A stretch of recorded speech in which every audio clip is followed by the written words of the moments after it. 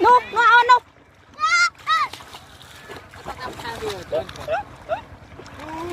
nó coi tiền tiền ra nô on ôi băng ơi là pi cái điện đi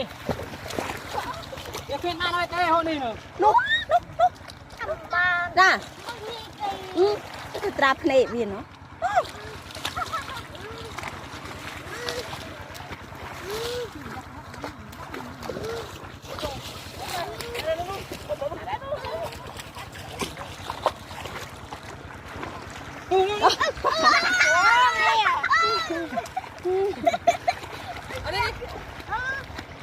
chắp rồi mà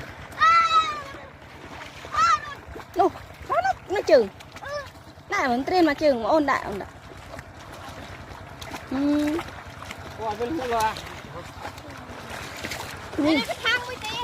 cái này này luôn cái đồ ba thân đi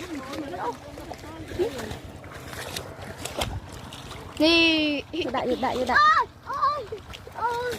chị tay mình xem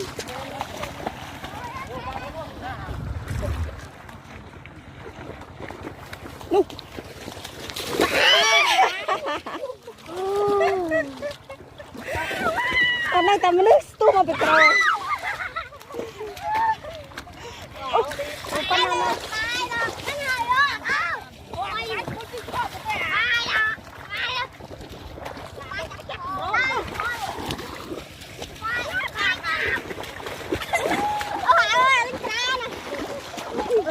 lông dân này nè đây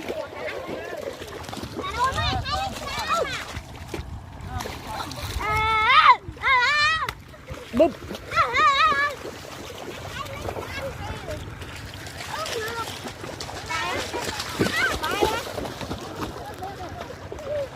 cái sự bài